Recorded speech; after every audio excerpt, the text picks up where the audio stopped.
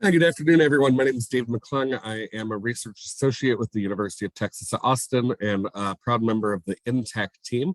Thank you so much for joining us today as we begin our webinar this afternoon on peer support and secondary trauma. As a reminder and as a disclaimer, this presentation was prepared for InTech under a cooperative agreement with SAMHSA. All materials are recorded and don't necessarily represent the views of SAMHSA or the U.S. government. As we begin today, this webinar is a partnership between InTech and the Youth Move National Peer Center. So we're thankful for their partnership on this. And for those who may not be familiar with InTech, InTech is a multidisciplinary team. As you can see, we have a number of different partners, including UT Austin, Fredla, Youth Move National, CARS, the Center for Child and Human Development, Georgetown University, Change Matrix, American Academy of Pediatrics, and MedStar Georgetown University Hospital. And InTech's goal is for that all children, youth, young adults, and families with emotional or behavioral health needs to be able to access evidence-based treatment and recovery services in a well-coordinated system of care. And the way that we do that is one, by engaging key sector audiences. Or key cross-sector audiences. And some examples of those include state and local agency leaders, primary care providers, the school workforce, peer supervisors, family partners, youth partners, and others within the system of care. And so one of the things that we do, we provide no-cost training, technical assistance, and resources. You'll see over there on your right that there's a diagram of some of what that includes, including individual consultation, peer learning exchanges, customized coaching, training academies, podcasts, 5 Things Digest, communities to practice, some practical tools, and more. With that disclaimer and that information out, I'm excited today that we have 3 amazing individuals. I'll let them introduce themselves in a second as we begin this presentation on secondary trauma and peer support. But before we do that, today we have Anthony Catlin, Anita Speed, and Victoria Cantwell. So excited to be able to have these amazing people. And before we get too far then, we'll do some welcome and introductions. You'll hear from these amazing individuals here in a second. We're going to spend a lot of our time this afternoon in some kind of panel discussion, Q&A.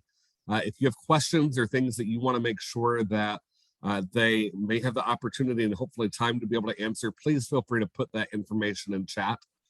And then we'll have some closing remarks. As a side note, one of the things I'm excited to be able to announce is that this webinar is able to provide CEUs. So if you're a peer, you're a licensed social worker, LMFT and LPC, if you can please go on and regardless, if you'll just put your name, your email address, your title and organization in chat, that will help us to know you're here. And then we'll be sending that information out after this. And then if you do want those CEUs, please also make sure that you complete the evaluation at the end of this presentation. But other than that, we'll go on and begin. Thank you so much for joining us. Super excited for this conversation on such an important topic that I think really impacts not only peers, but also impacts the individuals who those peers are working with and the organizations in which they serve. And so I'm super excited for this conversation this afternoon. Someone stop sharing my screen. And as we begin this afternoon, let's turn it on over to Anita, if you'll just kind of start us off and introduce yourself. Yes, I am Anita Speed. I work for Georgia Parent Support Network out of Atlanta, Georgia. Where I'm come from, though, is Dublin, Georgia, which is a very rural area, which is, those services are getting better and better in rural areas than they used to be. And peer services has become a big thing.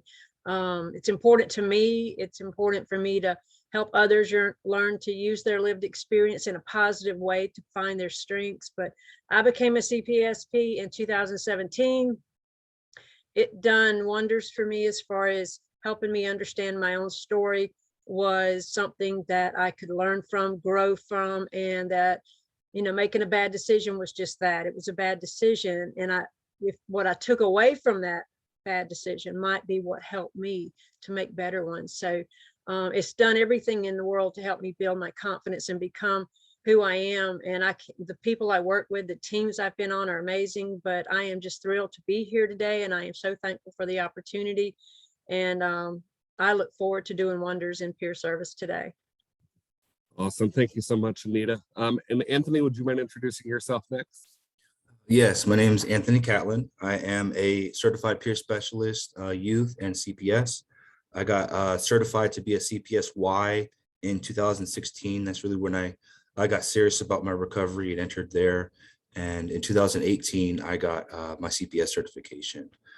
So for the couple of years that I was freshly trained, I was working with different CSBs or community service boards and providing one-on-one peer support. And then to now, I'm working at the state of Georgia with DBHDD and on the Office of Recovery Transformation and the Office of Children, Youth, and Families. Thank you so much, Anthony. And then last but certainly not least, Victoria, would you mind introducing yourself? Hello, everyone. My name is Victoria Cantwell. I currently live here in Albuquerque, New Mexico, but I was born and raised in Santa Fe, New Mexico. So I have a background in behavioral and mental health services, and I actually was a kiddo who was involved in the protective services system when I was younger. And now I currently work as a placement supervisor here for the Children, Youth, and Families Department in Albuquerque, New Mexico. So like I said, very happy to be here. I love being here with folks who also have lived experience. I think it's a really unique group of people to be able to work in the system and also coming from the system. So I'm very excited to be here with you all and hear your feedback and be able to answer any questions I can. So thank you all for having us. Thank you, Victoria. So as we begin, my hope is that this is, again, sort of a panel, but really just sort of a combined conversation as well for us to be able to hear from Anita, Anthony, and Victoria, and you all as well. And so again, feel free to put those comments, put those questions in chat. But as we begin, I'm just going to throw it out, Anthony, Victoria, and Anita. So one of the things that I think you touched on, Victoria, is that lived experience is so valuable. And it's really that foundation of peer support and it being a mutual opportunity for people to be able to know that they're not alone and be able to connect with people who have walked similar journeys, and how sacred and valuable of a journey that is to be able to walk alongside people in that way. And so I'm curious, Victoria, if you'll just start us off, when you think about secondary trauma, what would you say secondary trauma looks like, or what does secondary trauma mean to you within the context of peer support?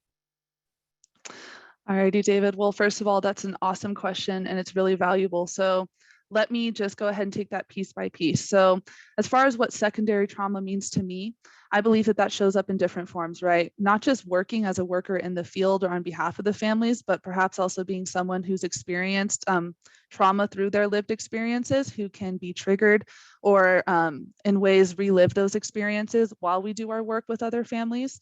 So that's one caveat to that. And then also being a worker in the field or in the system, whatever capacity that is, sometimes we can take home some of that stuff that we encounter. It's not easy to just leave it at the door, right? It's people's lives. So like I said, it's not easy to go ahead and just go home at 5 or whatever and say, you know what, I'm going to go back to just my personal life. You do take that home with you. So I believe that secondary trauma can show up in both ways, right? And especially, like I said, if you yourself have had experiences with, which most of us have, especially if you're familiar with things like ACEs, most of us will have some kind of experience.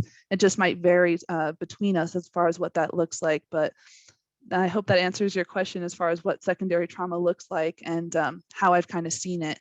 Did I answer that question correctly, David? Was there any piece I missed?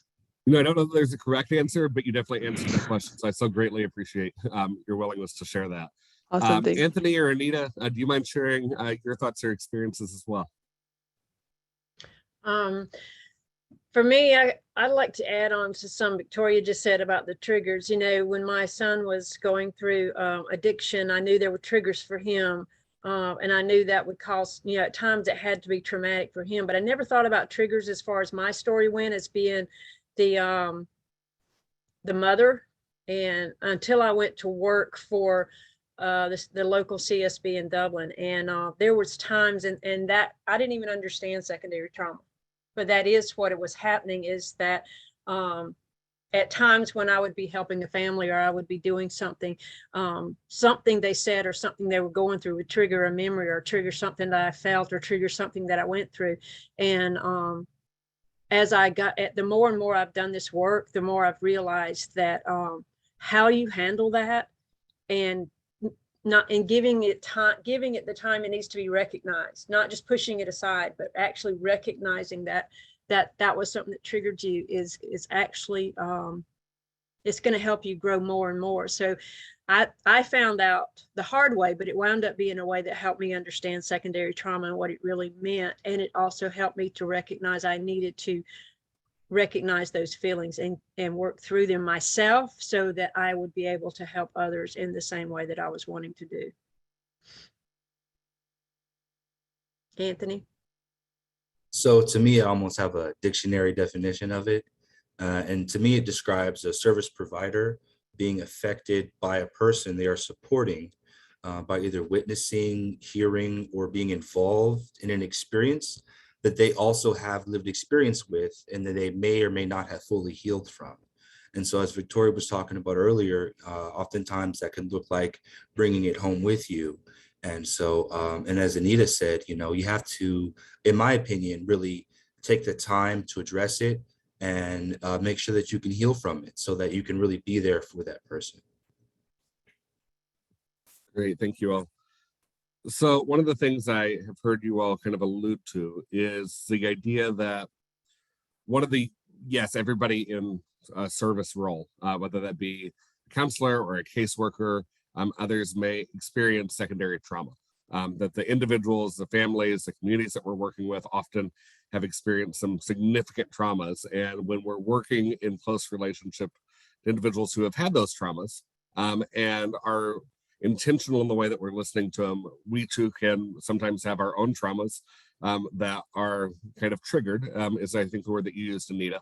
And at the same time, that in a sense, we can sort of experience their trauma in to some degree as well. And so I'm curious, at the same time, it seems like what I'm hearing you say is that the secondary trauma that peer support specialists may experience is a little bit different or a little bit unique than the type of secondary trauma or the way that other professionals experience secondary trauma. And so I'm wondering if you can talk about what secondary trauma looks like specifically within peer support and how that kind of plays into your own lived experience. I can take that one. In my work with the opportunity to work with the state of Georgia, I've supported many different peers along my own journey. And I knew a peer who no longer works in the system now. And for reference, he was one of the best peer supporters. He was very confident around the children he supported in helping them to feel comfortable and to kind of forget about their mental health challenges in the moment. And he would bring a smile to their face, despite them being in a crisis unit. He would really relate to them and help give them a bit of hope, because he knew that he was once in their shoes, and he was able to identify with their pain. And they also were able to see in him an opportunity that if they one day choose, they could also become peer support. But unfortunately, working in the crisis unit is highly stressful for all staff involved. And they had asked him to assist with tasks that were outside of his role, which included restraints.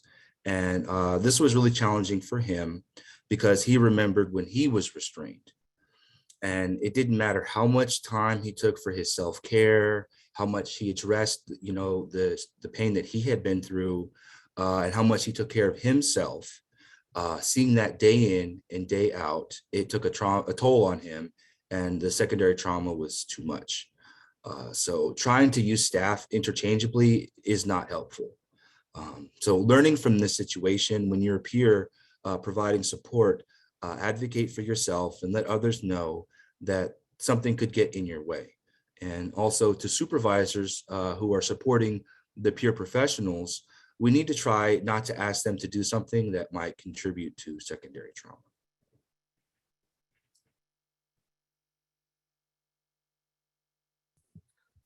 And then Nita or Victoria, do you have other things that you want to add? No, I mean, I agree with Anthony. It's I knew someone that went through the same thing similar to my own story, but they were trying to offer help to someone else. And the fact that this family had a child who was in pain and hurting from an addiction, it actually brought up it brought up the old feelings, and I'd already gone through that. So I kind of tried to give them as much support as possible, because I also knew what they were going through, because that's a feeling that, I think we learn to cope with it. We learn to understand it, but it's also a feeling that doesn't go away. So, I mean, I agree with Anthony that I just think recognizing it and giving it its time to get out there, so that you don't, because trying to hide it and just say it don't exist is what's going to wind up getting someone in trouble when it comes to secondary trauma. Absolutely. Victoria, I think you were fixing to say something. Sorry, it's funny when you have a monitor, I'm like trying to get the mouse over here. But yeah, just to kind of follow up with both Anita and Anthony as far as that. So I think for me, especially, like, I've had a couple of different roles. Before I came to work for protective services, I worked a lot with behavioral mental health services, and I worked with other people who had aged out of the system, kiddos who were at risk. And then, as I mentioned before, like, I had originally been introduced to the system being on the other end, right? Not a worker, but involved as well. And then before I came to this job, I've also had some experiences where I am working with a youth or a family, right? And they may have, for example, some mental health issues in that family. So for me, I had a parent who struggled with mental health issues. And really, it's not that my mom couldn't take care of me. It's just that she needed that additional help and those resources, and just really that support. And we didn't have that when I was younger.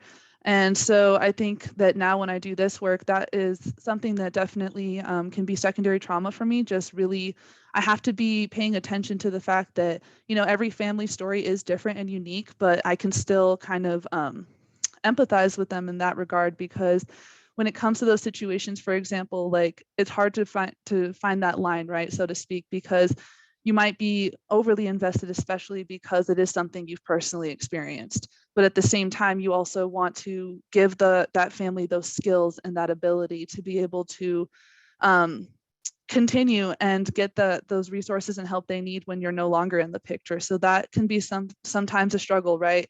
Because you don't want to just completely leave that family without those resources and that help, but implementing it, but also making sure that it's followed through, I think, is a really important thing too. So, I mean, just in that regard is something that I would say is kind of like secondary trauma, especially because I kind of had to learn to draw that line, right? Like, still get those resources and that assistance, but also really try to help other families so that they can move forward when I'm not in the picture as a worker, in their life, but still making sure that they have that system of support. So I think that was just a really kind of a big thing that I noticed as I've navigated these different roles in this job, as far as like secondary trauma as a peer worker.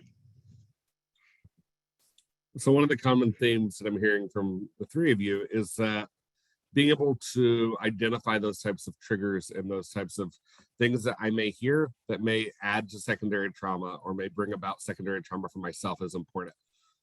I'm curious, when you think about that, what does that look like in practice? How do I kind of increase the mindfulness that I have of what those triggers are, or the things that I may have experienced that when I hear other people talk about, may cause secondary trauma for myself?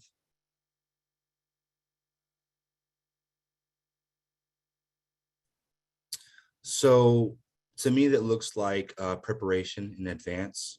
We oftentimes use the term triggers. Maybe other people use different terms, but it's really preparing in advance and knowing what your own hot buttons are, what your own limitations are, and knowing that we don't have all the answers, and we don't all have the answers. And so creating your own personal boundaries for yourself I think is key in protecting yourself, because as peers, we have an emotional investment in supporting the peers that we have, and we have to be careful not to be to overly invest ourselves emotionally to where it affects us. I agree, Anthony. I think setting up boundaries is something that is very important, because sometimes we will get too involved with something, or we will, you know, let it affect our, just how we think, how we're thinking. And it becomes, instead of giving the right support, we ourselves wind up getting overwhelmed with something because we're not setting those boundaries, and we're not looking out for ourselves. And it is so important, no matter what you're doing, whether you're offering support, whether you're just putting your name out there to say, call me if you need me. But it is so important for you to remember that you have to take care of yourself, and that secondary trauma can be overwhelming and very traumatic for you. Even though you think you're giving support, you may be holding in or harboring some of that same trauma that they're going through from things you've already gone through, or just because it's hurting your heart because you're listening to what someone else has gone through. So it's very important for you to take the time to take care of yourself when you're offering support to someone, because it can be devastating for you if you take too much in and don't stop and allow yourself time to deal with something that may be affecting you. Yes. When I first began doing one-on-one peer support, I noticed myself thinking about my peers when I was at home, when I was going to sleep, wondering how they're doing now. Are there challenges affecting them at this moment?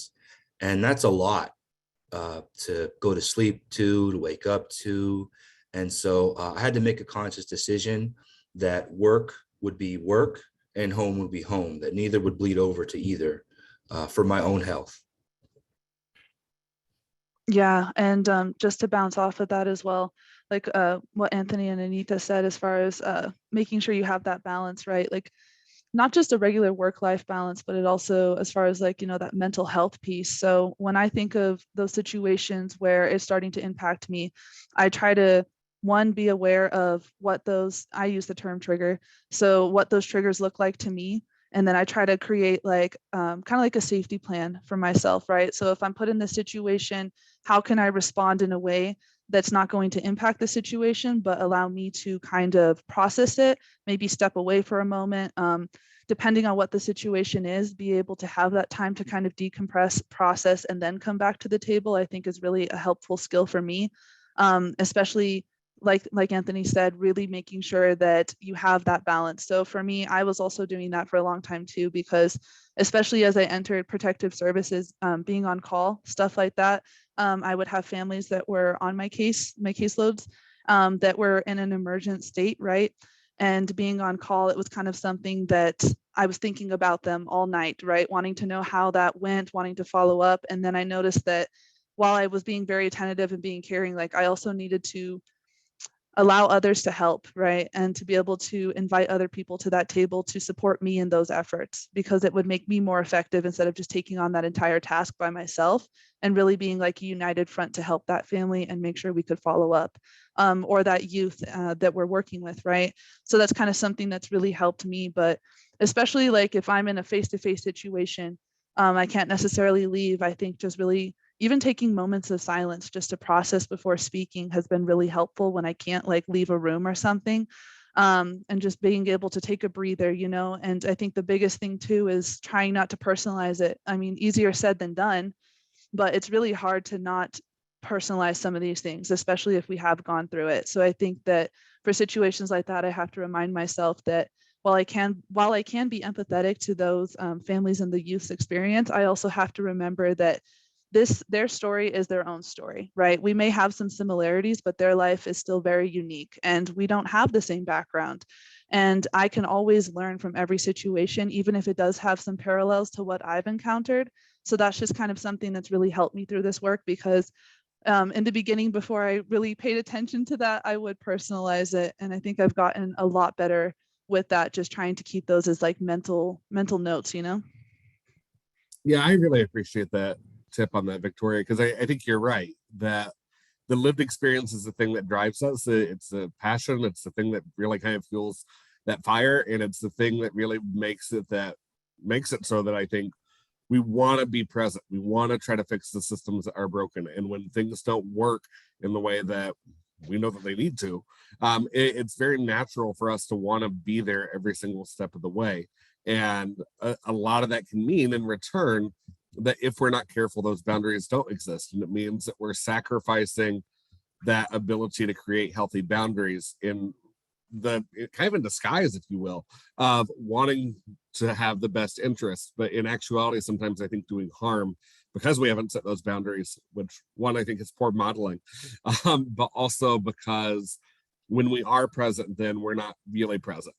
We're there, but we're not listening in the way that we want to be able to listen, or we are talking, but we're not being mindful of what it is that the other person's saying, or we're preparing those questions before the person's even done speaking and jumping to those conclusions, kind of like what you said, Victoria, of this is what I think this person's experienced, so this is what it must feel like, and over personalizing it to a degree that really I think makes those boundaries difficult, and really kind of creates some ethical dilemmas even.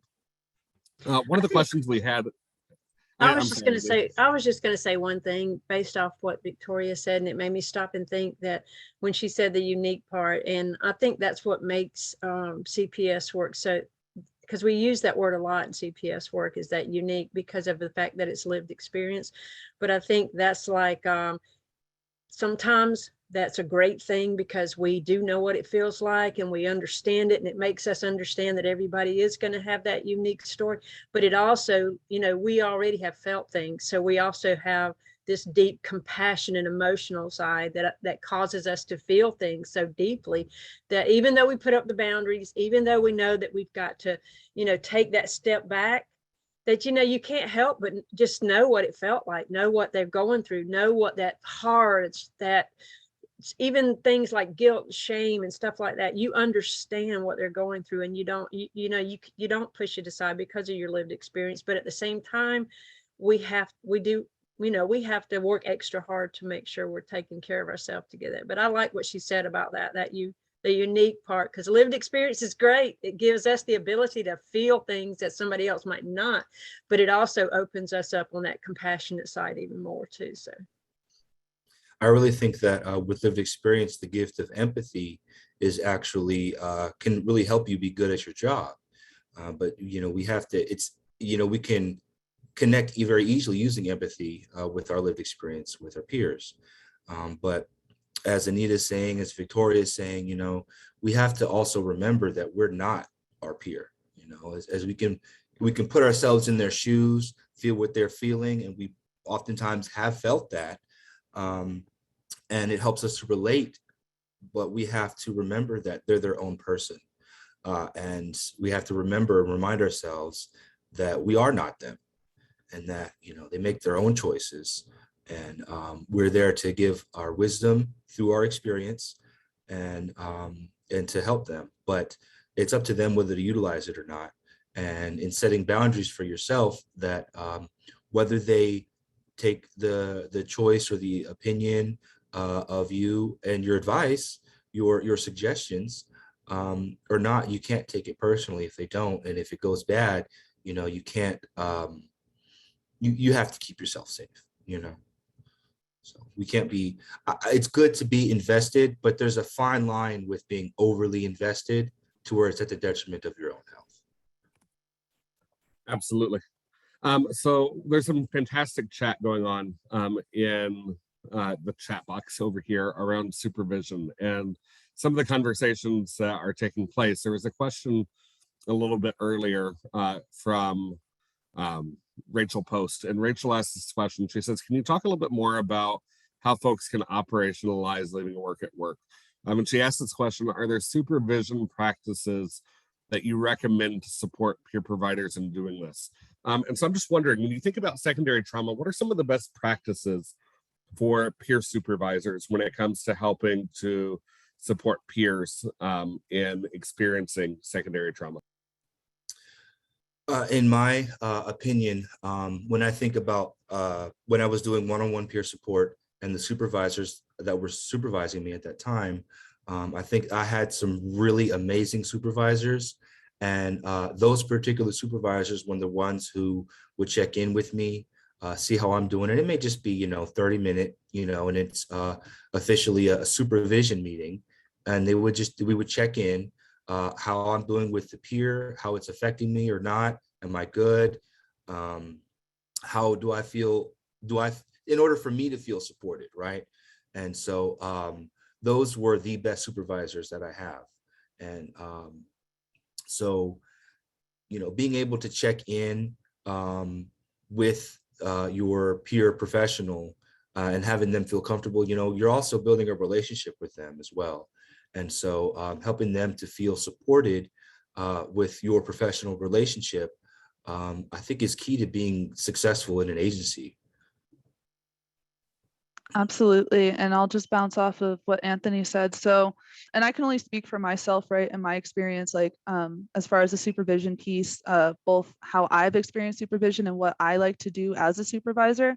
So some of the best practices as far, like in my opinion, right, as far as like really supporting staff with this piece is, like Anthony said, right, making that space to actually check in, not just a brief, like, how are you doing? Okay, good. Like actually taking time to create that space, just one-on-one, really allow them to decompress and say, hey, what's going on? Let's process this together. If it's something that's still lingering, let's go ahead and take a moment and let's sit down and discuss this together.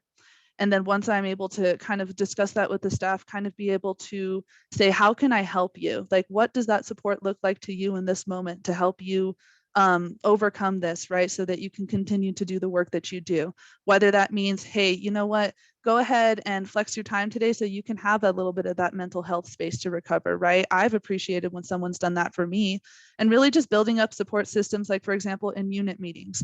So when I hold unit meetings, I don't like to just go straight to business. I really do like to implement things like icebreakers. So at our last unit meeting that we had, I wanted it to be in person. Now we are back in person, right?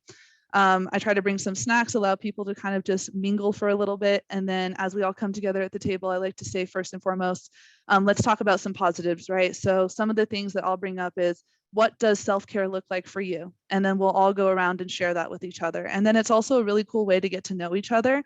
And it's like, wow, I didn't know that you were interested in that, right? So that's something that I love to see between the staff, is being able to start that conversation on like a self-care level. And then also coming together and reflecting on the positive things, right? Because especially in the work that we do, whether it's protective services, behavioral health, peer support, whatever it is, it's rough sometimes, right?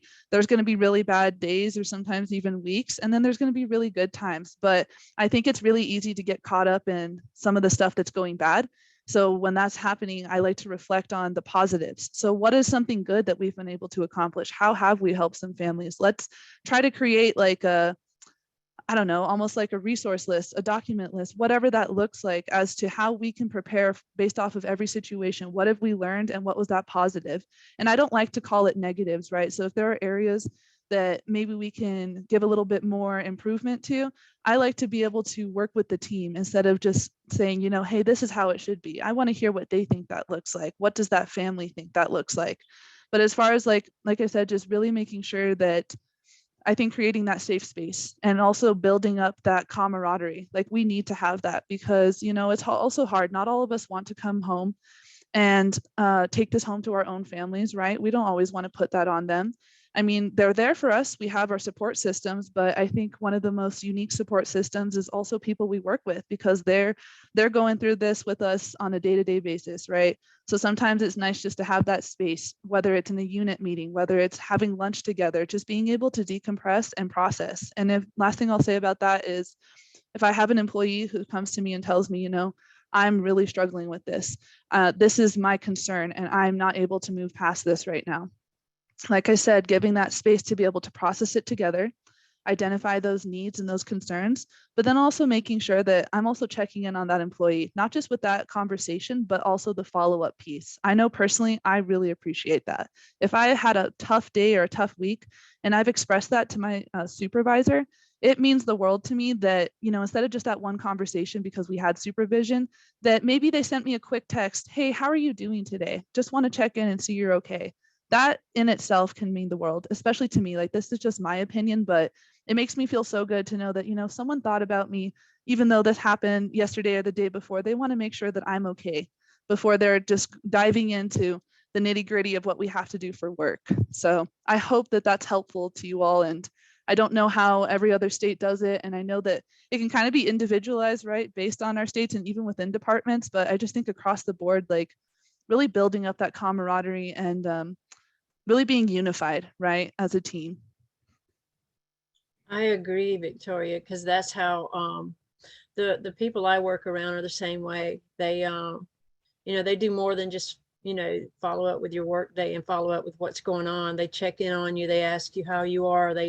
If you're going through anything, they make sure they're making they send in those little texts throughout the day, or just something to let you know that, hey, I'm here. And I think that is important to do. I've learned the importance of that more than ever over the last few years. But that is it's not like it's more than just getting that personal. It's not even, I don't even call it, it doesn't even have to be a personal text from someone that you know real well. Sometimes it comes from someone you may barely know, but it's just it's a pick me up for that morning. It's something that lets you know, okay, I can do this today, even though I might have been feeling bad a few minutes ago. I'm feeling a little better now. So it's and the folks, the people that I work around, they are really good at that. It's a matter of teamwork, not just with work, but it's a teamwork as a team, actually being there for each other, supporting each other, and making sure that if you hit something, make sure you reach out and let somebody know. So I agree with what you brought up about that. It's the workplace is it just makes it a better thing. Oh my gosh. And before we move on, I'm so happy you said that, Anita. Just one last thing I got to say too. I think that's so important, right? Like also, instead of always having to have someone just tell us, like also being cognizant of that, right? So if you see another coworker struggling or having a hard day, being the first person to approach them can mean the world, even if it's just like, hi, how are you doing? How can I help you? If you're struggling with certain things, like if you have some extra time, making time to be like, you know what, how can I help with this task at hand? Whether it's not even just a task. Hey, do you want to go take a 15-minute break? Because we're allowed 15-minute breaks. You want to go take a walk, want to talk about it? Just really being cognizant of what's going on with others around you. Because I think it's really easy to get wrapped up in just like what we have going on. But I've noticed personally for myself, when I'm in a tough situation and sometimes I have to step away, right? I have to be like, you know what? I have to table this for later today if it's a non-emergent need. I think it really helps me to also check in on other people and just kind of see how they're doing, because for some reason, if I'm not feeling good, I do like to go and be around others in the work field and just see how they're doing. And then lo and behold, sometimes they're in a very similar position to me, right? And we might have not known that if we didn't go in and check in on each other.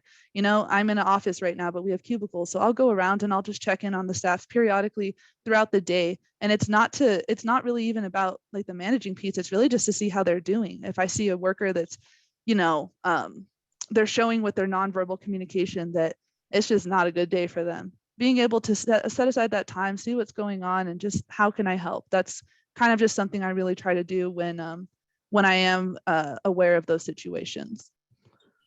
Victoria, I love that. How can I help? That is amazing. Because in looking at it, secondary trauma is not just the person who may be dealing with that challenge. It's a responsibility, but everyone's responsibility in the agency. So if you see someone, check in with them. How can I help you? I really love that. You being able to connect with them, taking the time to connect with someone, with your coworkers, whether you are their supervisor, whether you're their coworker, whether they're your supervisor, and you see that they may be, having some challenges. Just connect with it. Just take the time to, get to know everybody. We're human, and so we need to vent and get things out some kind of way. Oftentimes you may not even have to do anything. You may just need to listen. People may just need to get it out for a second, and process it as they're speaking it out, And so, Victoria, I really appreciate you saying that. Hey, there's one more little thing I was going to mention. We hear the phrase, how are you? 100,000 times. I mean, I've had it said to me many, many times as I grew up and as I became an adult. People would say, how are you? And everybody says, okay, and keeps walking on by. But it wasn't until I got into CPS work that I really understood that phrase means a lot. Those words stand for so much for somebody to genuinely ask you, how are you?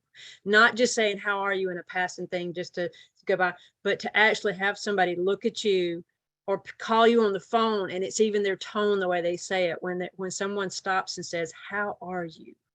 That's just, it changes the conversation, because it suddenly you just get this, well, I don't know about everybody else, but when it's been asked of me, I just get this kind of warm feeling inside that it just feels so wonderful to know that somebody really, that's a genuine phrase, that they're genuinely asking me, how are you doing? So just thought I think that's just something for that CPS works. It's seen throughout. I have seen it so much throughout CPS work. So I do think that's a very important little phrase now. One of the things I really appreciate about this conversation is you're reminding me that secondary trauma is not only the result of hearing about trauma from the children or youth or families that we're working with. I think the challenge sometimes is we talk about secondary trauma as it being attributed to working closely only with those individuals. And the challenge I see with that at points is if we're not careful, it can also become sort of a blaming mentality at points of, because we're working with individuals, this is the fault of those children, youth, or families. And I think that's dangerous in a lot of ways, because in the same respect, a lot of the secondary trauma that I think peers and really anybody in an organization experiences can also just be the policies that organization has. It can be the culture and the way that those offices are developed. It can be those environmental things that are happening outside of the office as well. It can be the police brutality, it can be the racism, it can be the homophobia and the transphobia that we see happening inside of our communities, and the way that those events and those circumstances happening outside of work and the way that those play into the work environment equally, I think, can cause a lot of secondary trauma. And it's not the fault of those children, youth, and families who we're working with. It's the fault of a failed system and a system that often hasn't been created to be supportive of people. And, you know, I think secondary trauma is not just a thing that impacts peers. I think the way that it impacts peers is unique. But at the same time, I think we also have to recognize that when we create work environments, when we create communities even that are more supportive of secondary trauma and more trauma focused and responsive in the way that they operate, yes, it's good for peers, but it's also good for those children, those youth, those families, those counselors, those caseworkers. It's good for all of us. And so this isn't just a request from peers that says, you know, hey, treat us special because we experience secondary trauma. This is a request for basic humanity and dignity and worth of the person, for us to be able to understand that we have to build responsive and supportive communities and responsive and supportive environments, because when we fail to do so, we really create challenging environments where secondary trauma begins to have a much larger impact. And it leads to further outcomes that are really sometimes negative otherwise. And so I appreciate you reminding me that, you know, there's so many different sources of secondary trauma, and that the breadth of how we discuss it really has to be broader than what we may typically do otherwise. Yes, you said a lot. And I want to hone in on one thing that you said, and you said it could be a result of a failed system. And, you know, I've been on both sides of the counter, the table. You know, I've received services, and when I was there, I had a huge distrust towards the system. I felt that people didn't care. They were just in it for a job, and, you know, they were just hitting an objective, and I was a statistic, and they would do their job, and their job was to help me. And if they were successful in that, it didn't matter, because they were doing their job, you know, and that they really didn't care, you know, like some people do. And we know that some people do care, right? But some people, and that was my perception, was that some people, majority of people, excuse me, at the time, I thought that majority of people, they're just going through the motions, if you will. And so now that I'm on the side of the system, I have joined the system, and I've learned, you know, from that perspective, interacting with a bunch of different coworkers, clinicians, supervisors, people all the way up to the board, to commissioners, all different types of people. I have learned that people care. People care a lot. Yes, they get paid, we get paid, you know, it's our job to live, to do this, but oftentimes we do this because we have a passion for it, whether it's through our own lived experience, a family experience, or someone that we know that we wish that we could have helped. And then so we came into this field in some capacity because we want to help change the system. In my perspective, I think that the best way to change the system is to be an intentional system. So I think that the phrase failed system can only be applied if we are unintentionally helping people. If we are intentionally helping people and taking the time and really care about what happens when we leave and when what happens when, you know, we pass them to the next person. When we're really intentional about the time that we take with people, I think that our system will become an intentional system. And then in turn, the perspective that the system doesn't care, that the system has failed, I think that will change. Yeah, I like the idea of the term intentional system. That's thought-provoking. Thank you, Anthony. We're fairly close to time. If you do have questions, others, please feel free to put those questions into chat. In the meantime, I have one other quick question. One of the things that we often talk about and may work with individuals, families, and youth around is strategic sharing. And we often talk about strategic sharing in terms of, you know, they're sitting on a board, they're sitting on an advisory group, they're going to be doing a presentation. At the same time, strategic sharing, I think, can be helpful for those individuals to be able to think about their own stories and be able to talk about their stories in ways that are hopefully helpful for them and not harmful for them. But it occurs to me that simultaneously, by talking about and teaching strategic sharing with the individuals with whom we work, we may also be able to prevent some secondary trauma that we may experience, because the ways that we're hearing those stories is not only helpful for them, but it could be helpful for us as well. And so I'm just wondering what strategic sharing looks like within your context, and whether that's something you do provide. Yes, so we at the state of Georgia focus heavily on strategic sharing because we train people to speak about their lived experience. And so we don't want people to just go out there telling their whole life story at one time, because and for reference, when I was first trained, I did that, and it was a big no-no. But excuse me. So we really focus on, when it's strategic sharing, we focus on what you have learned through that experience, right? So when you're speaking about it, you focus on what you learned, how you grew and overcame that situation.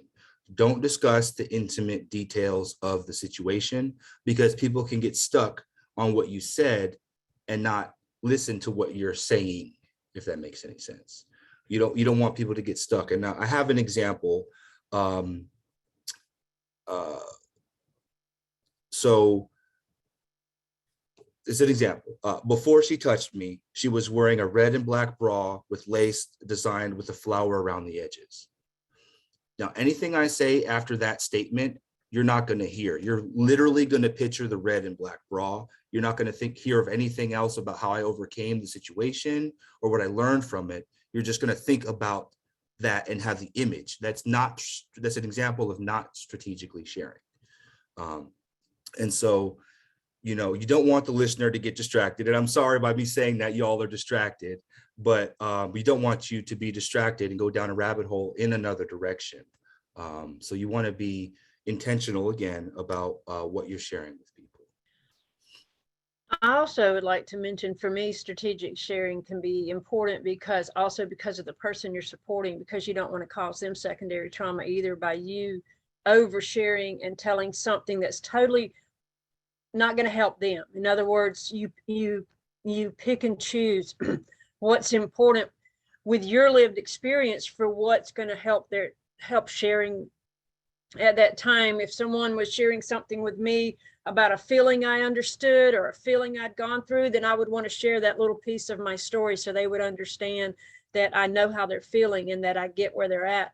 But I wouldn't want to go on into why I had that feeling or where that feeling came from or what was going on that day, because that might over traumatize them and then give them the feeling of a secondary trauma from what they're already dealing with. So I think it can go both ways, that you want to be strategic sharing in any way, even to the person you're supporting, because you don't want to overwhelm them with parts of your own story that is going to set them back or cause them to wonder about something or even question whether they're in the right place to get support. You want them to be able to understand that, hey, peer work really works. This peer work is wonderful.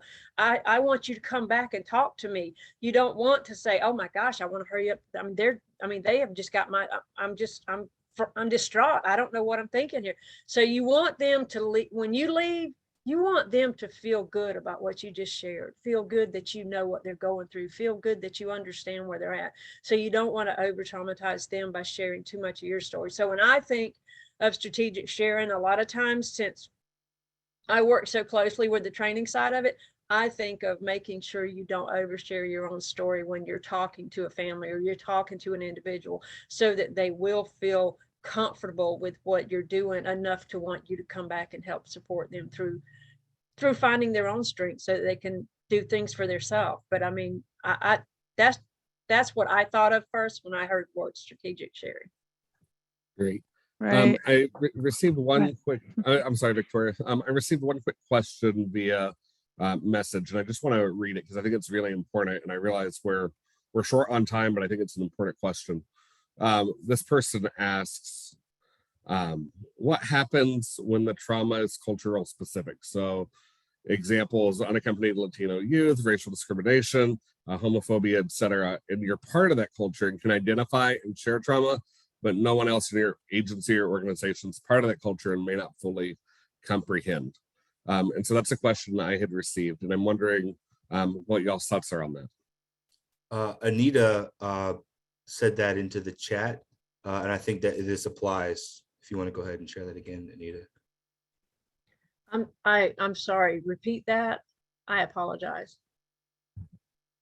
Yeah, no, absolutely. So the question is just what happens when the trauma is culturally specific, and you're part of that culture as a peer, and you can identify and share in that trauma, but no one else in your organization is part of that culture, and they may not fully comprehend it. Well, for me, a lot, I think it all goes back to, for me, this is what it goes back to when I think about it. And it's not that you might share in the culture, or you might not even share in, like we were talking about earlier with the story, you might not share in the story or the culture, but you're going to relate to the feelings that that person is going through, the emotions that they're going through. So you need to try to connect. You need to respect them no matter what, but you need to try to connect with them through what they're going through what they're feeling, rather than, you don't want to act like or come off that you know something about something you don't. So to me, it would be important to understand that you just let them know, okay, I understand. I've shared those feelings before.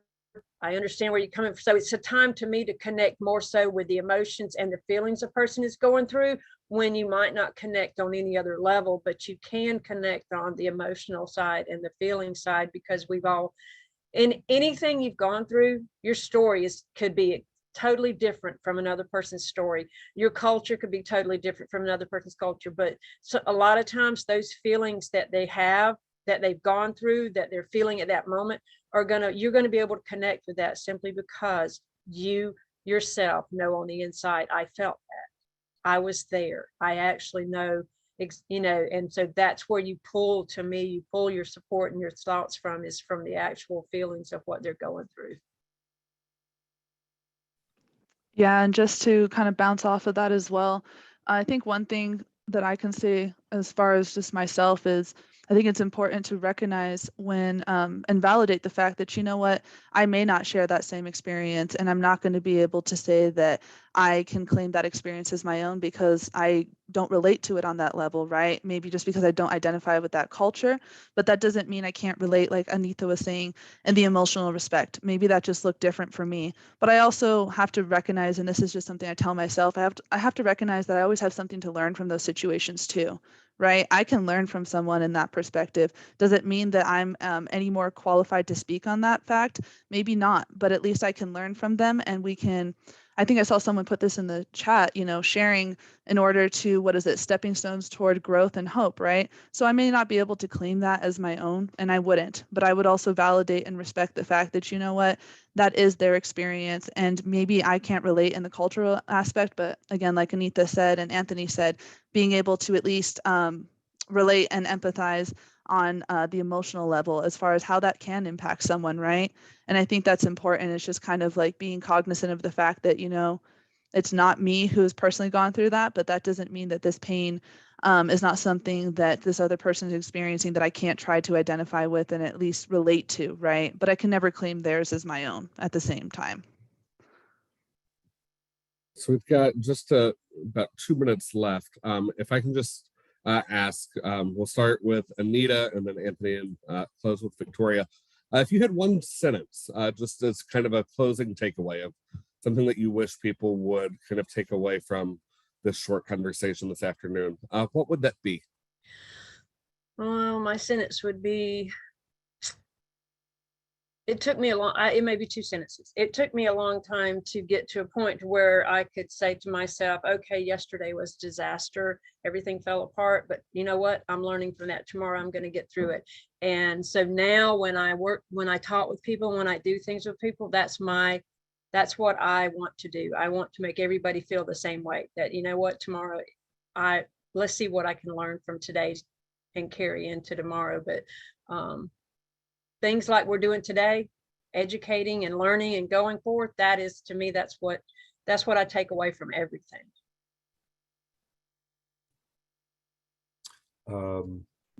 One sentence. Intentional connection can heal trauma.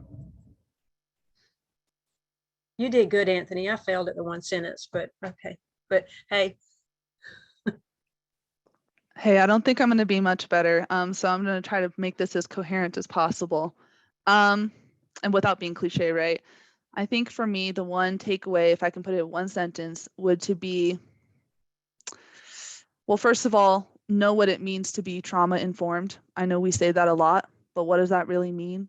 And how can we implement that in our lives, our personal lives, and our work lives? And the last thing I'll say is really, I like to think of the term being congruent with my actions and my thoughts and my morals, right? I really want to be incongruent with that. So I hope that was a good 1.5 sentences. I love it. Thank you so much. So I do want to, again, just thank our panelists, Anita, Anthony, Victoria. Thank you so much for sharing your expertise, your wisdom on this topic. I recognize that an hour is fast, and there's a lot of need for some additional conversation in the future. And so I'm hopeful that we'll have that time sometime in the near future. In the meantime, I also want to thank our audience. Thank you so much for joining us. It's Friday afternoon. I know it can be hard to try to jump on a webinar. We really appreciate your willingness to do so and hope that this has been beneficial for you. As we close, you should see a link for the evaluation here shortly that will come to you. We do want to hear from you. In order to keep bringing you these free resources, if you'll just please take a few moments in that evaluation to give us your feedback. That feedback will be sent in a follow-up email to you immediately following today's session. And your completion of that survey, again, is important for us for quality control, but also for us to be able to identify what kinds of resources may be most helpful for you moving forward. And so thank you so much again. If you've not already connected with us on Facebook, Instagram, Twitter, on our website, please feel free to do so. We're also available to provide TA as well. And so hopefully we'll be able to hear from you and connect with you all in the near future. Hope you all have a great Friday and a great weekend as well. And I look forward to seeing you all soon. Have a great day.